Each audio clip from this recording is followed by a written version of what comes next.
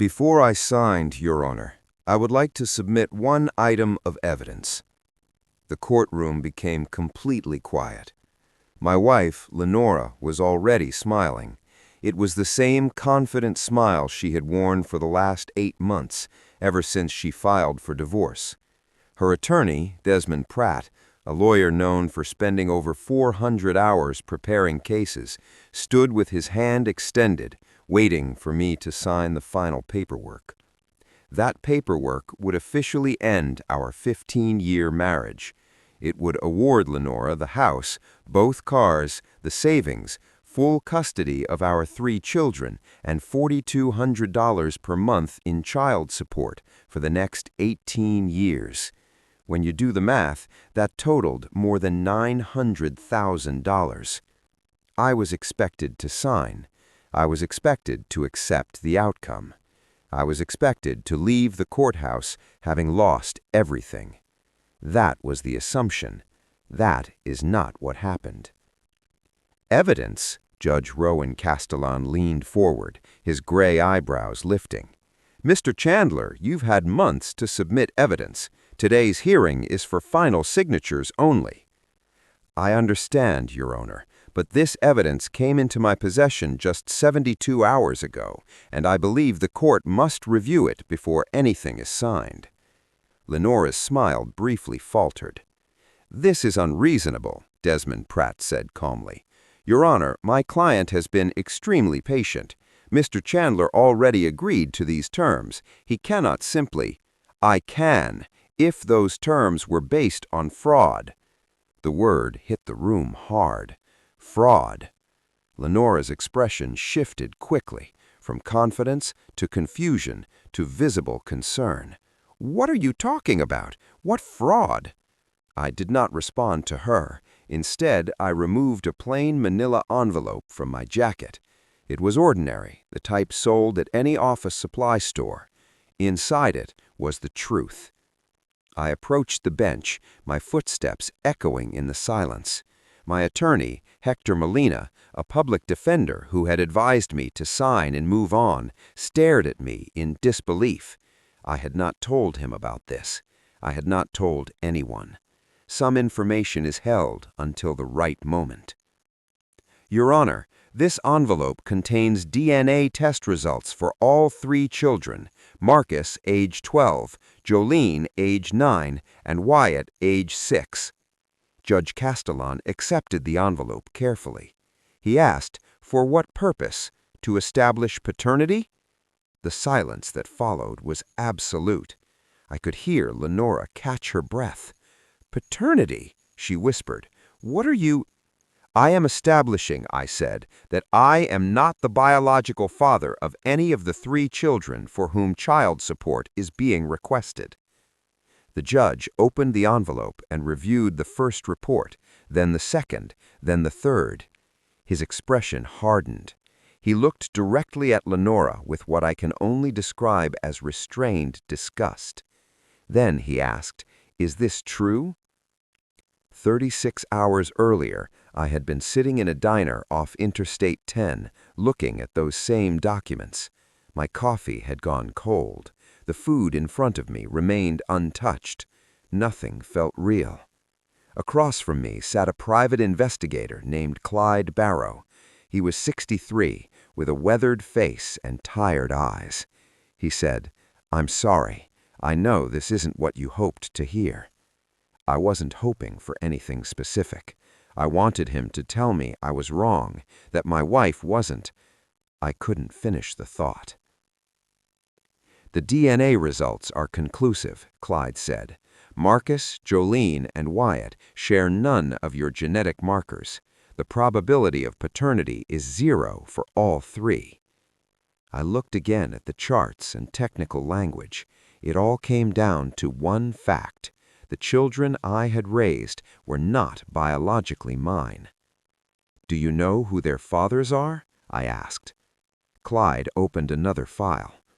Based on genetic cross-matching, Marcus appears to be the biological child of Victor Embry, a personal trainer your wife worked with in 2012.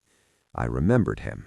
Lenora insisted on personal training after we married. I paid for every session. Jolene's likely biological father is Raymond Costa, your supervisor at the marketing firm she worked with between 2014 and 2016. The same man who promoted her, traveled with her, and attended our Christmas party. And Wyatt, Clyde paused. This one will be difficult. More difficult than learning 9 of the children were mine? Wyatt's biological father appears to be your brother, Dennis Chandler. Everything stopped. Dennis, my younger brother, my best man, someone I trusted completely. You're certain? The genetic evidence is definitive, Clyde said. I'm sorry. I sat there for a long time, 15 years, 3 children, a family that wasn't biologically mine, and Lenora still wanted child support. What do I do? I asked. That's your decision, Clyde said. You can sign the papers and pay for 18 years, or you can take these results to court. Paternity fraud is recognized in this state. It voids child support obligations and may carry criminal consequences. Criminal charges against the woman I loved for 15 years? I need time, I said. You have 36 hours, he replied. My name is Crawford Chandler. I am 47 years old. I work as a warehouse logistics supervisor in Bakersfield, California. I earn $67,000 a year, enough, I believed, to support a family. I met Lenora Vance at a friend's barbecue in 2008. We married in 2009. Marcus was born in 2012. I held him in the delivery room, believing he was my son. He wasn't. Jolene was born in 2015, and Wyatt in 2018. I raised them all. I loved them. They still call me Dad. None of that was false. My love was real. But Lenora's honesty was not. The divorce did not come as suddenly as I once believed. There were signs, late nights, changed behavior. I suggested counseling. She declined. In January, she told me she wanted out. She already had a lawyer. Everything was prepared. She wanted everything. I agreed to all of it, not because I was weak, but because I suspected the truth. For 8 months, I let her believe she had won. Now, standing in that courtroom, I was finally ready to prove otherwise. Mrs. Chandler, the judge said, I will ask you directly. Are these children biologically related to Mr. Chandler? There was no immediate response. Mrs. Chandler. No, she finally said. The word was barely audible. No, they're not. A reaction moved through the courtroom, not loud, but unmistakable. Hector inhaled sharply. Desmond Pratt muttered a curse under his breath. Someone seated behind us gasped quietly. I remained still, watching Lenora finally admit what she had denied for years. They're not his, she continued, tears beginning to fall. But he raised them. He's been their father in every way that matters. They love him. He can't just walk away because of... Because of what, Mrs. Chandler? Judge Castellan interrupted. Because you committed paternity fraud? Because you allowed one man or several men to father your children and knowingly misled your husband into believing they were his? I never intended for things to turn out like this, she said. And how exactly did you intend for it to happen? She had no answer. The judge then turned to me. His expression remained professional, though something else was present, possibly respect or measured sympathy. Mr. Chandler, what relief are you requesting from this court? I had spent months preparing for this question. I had rehearsed responses, imagined delivering them without hesitation. But standing there, looking at Lenora's collapse and thinking of Marcus, Jolene, and Wyatt, the words I planned felt wrong. Your Honor, I said, I love those children. I still do. What my wife did was inexcusable, but they are innocent. They had no choice in this. He nodded slightly. Legally, I continued, I am requesting that my child support obligation be terminated. I am not their biological father, and I should not be financially responsible for children conceived through my wife's infidelity. Lenora made a sound, half sob, half gasp.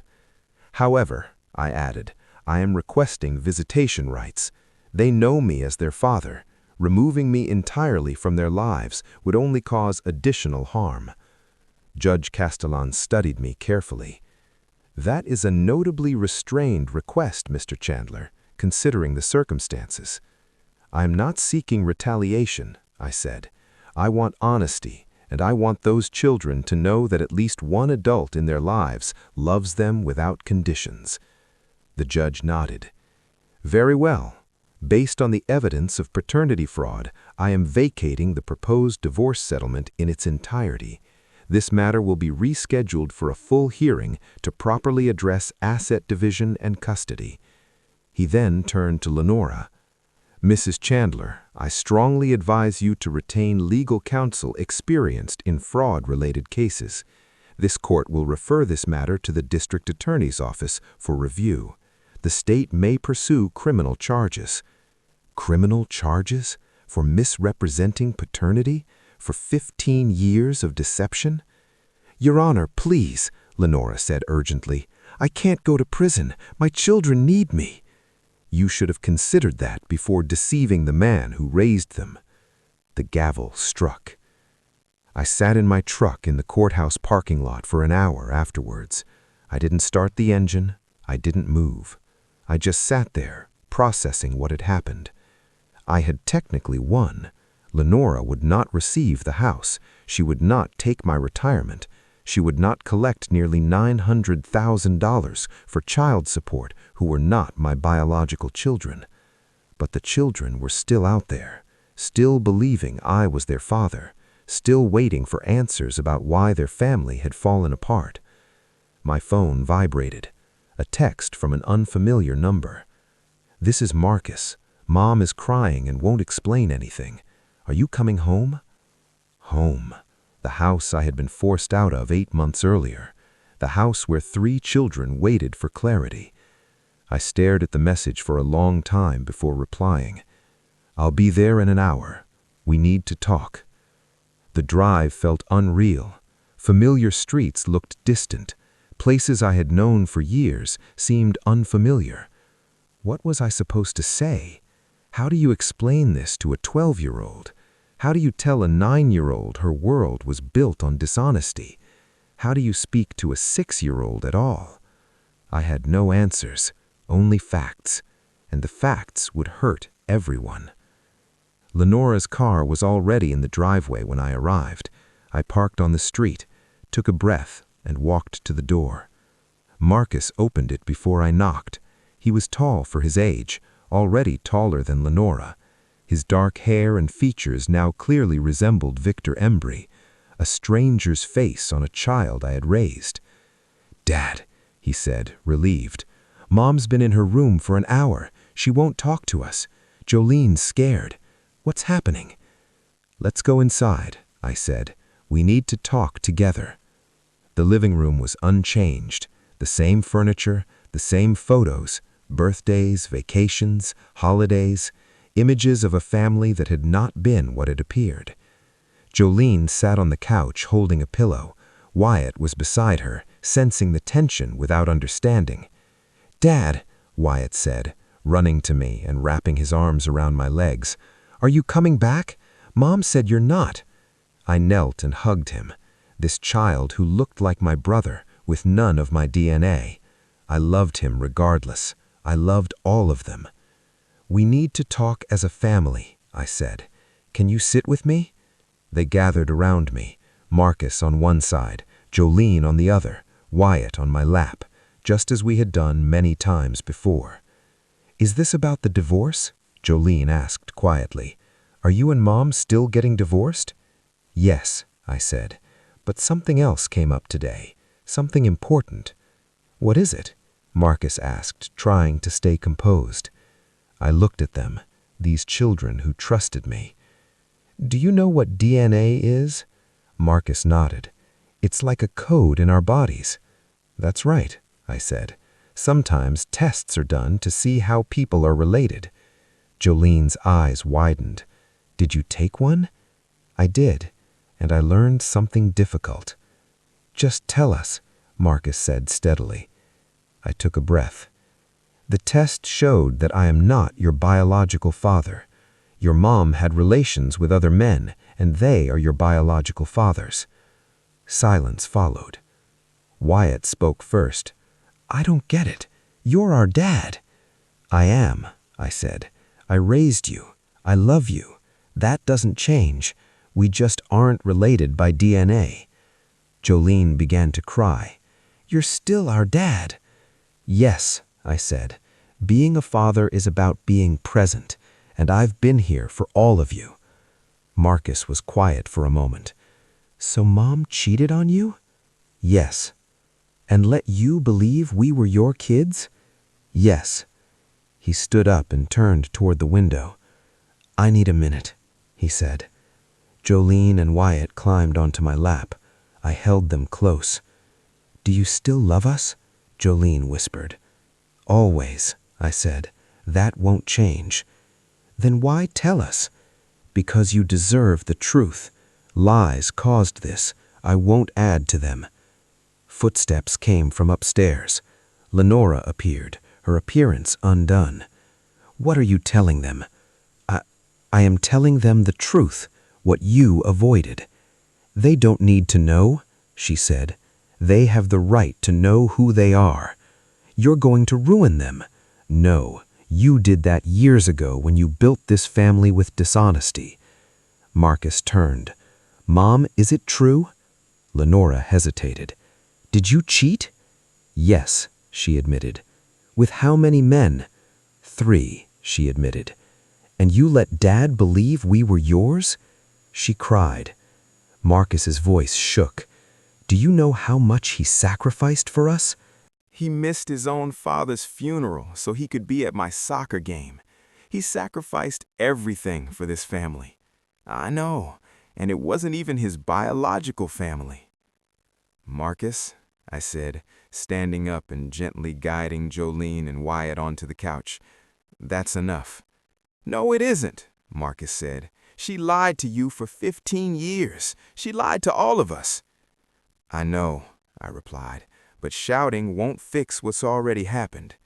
I walked toward my son in every way except biology, the boy I had raised since birth. I'm angry too, I said quietly. I have every reason to be, but directing that anger at your mother won't help anyone right now. What's done is done. All we can do is decide how we move forward. How can you stay so calm? He asked. I'm not calm, I said. I'm devastated, but I learned something a long time ago. Anger is like fire. It burns fast, but it hurts the person holding it the most. Marcus looked at me for a long moment. Then, without warning, he hugged me. This nearly grown boy held on like he was 6 again. I don't care about DNA, he said into my shoulder. You're my dad. You always have been. And I always will be, I said. We stood there quietly. Then Jolene and Wyatt joined us, wrapping their arms around us. Lenora stood in the doorway, watching, crying, seeing the family she had broken choosing to stay together without her. The divorce was finalized 2 months later. The final terms looked nothing like what Lenora had originally demanded. There was no house. I didn't want it anyway. Too many memories. The retirement was split fairly and legally. There was no child support for obvious reasons, and there was shared custody. That last part surprised everyone, including me. I could have walked away. The children weren't biologically mine. I had no legal obligation. Every attorney would have advised me to disengage. But those kids didn't choose this. They didn't choose affairs, deception, or confusion. They just wanted to be loved. So I stayed. Every other weekend, alternating holidays, 2 weeks every summer. The same schedule I would have had if they were biologically mine.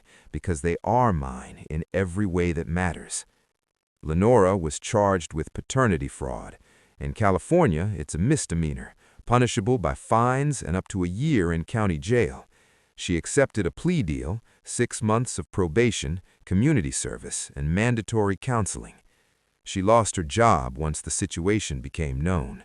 Most of her friends distanced themselves. Even people in her social circle didn't want to be associated with what she had done. A part of me felt vindicated, the small, resentful part that wanted her to experience consequences. But mostly, I just felt exhausted. Exhausted by anger, exhausted by betrayal, exhausted by the entire situation. I moved into a small apartment across town, 2 bedrooms so the kids would have space when they stayed over. Nothing fancy, just clean, safe, and mine. The first night they stayed, Marcus helped me put together bunk beds for Jolene and Wyatt. We worked quietly, struggling with confusing instructions, making mistakes and fixing them as we went. "Dad," Marcus said after a while. "Yeah?" "I looked up Victor Embry, my biological father." I stopped tightening a bolt. "Okay." "He's a personal trainer in San Diego, owns a gym, married, 2 kids." "Okay." Paused. "Do you think he knows about me?" "I don't know. Your mom might have told him, or she might not have." "Should I reach out to him?" I set down the wrench and looked at him. "That's your decision. He's your biological father, and you have a right to know him if you want. But he's also someone who had an affair with your mom while she was married to me. That makes things complicated." "Everything's complicated now," Marcus said. "Yes," I agreed. "Do you think he'd want to know me?" I thought carefully. "I can tell you this. I'll be here no matter what. If you reach out and it goes well, great. If it doesn't, I'm still your dad." Marcus nodded. "I'm not ready yet." "That's okay," I said. "There's no deadline on this." We went back to assembling the beds. The instructions still didn't make sense, but we finished them together. 2 years have passed since that day in the courthouse. I'm 49 now. I still work at the distribution center, though I earned a promotion last year. I still live in the same apartment, but it feels like home now. The kids are doing okay. Not perfect, not terrible, just okay. Marcus is 14, navigating high school and adolescence like every other teenager.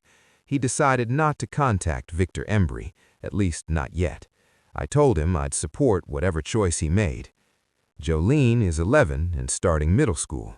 She struggled the most. For a while, she blamed herself, believing she caused the marriage to fail. Therapy helped. Time helped more.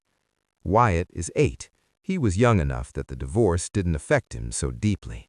He still calls me dad without hesitation, still runs to me when he's hurt or scared. Dennis, my brother, moved out of state after everything came out. I heard he's living in Portland now. We haven't spoken since I learned the truth about Wyatt. I don't intend to. Some betrayals run too deep. Lenora remarried last spring. Ironically, she met her new husband during court-ordered counseling. I don't know if they're happy. I don't care. What I care about is the kids, making sure they know they're loved, making sure they grow up understanding that family isn't defined by blood, it's defined by commitment. Last Father's Day, Marcus gave me a card he made himself, not store-bought, handwritten. On the front was a drawing of our family, stick figures labeled Dad, Marcus, Jolene, Wyatt. Inside, he wrote, "Thank you for choosing to be our dad when you didn't have to. Thank you for staying when you had every reason to leave.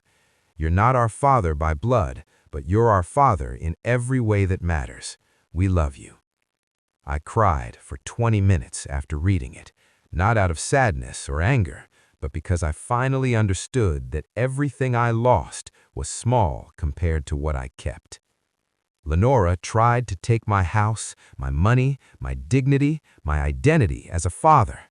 In the end, she took nothing that truly mattered. What mattered was sitting at the breakfast table arguing over the last waffle. What mattered was hearing Dad's home when I walked through the door. What mattered was being chosen, not by biology, not by law, but by love.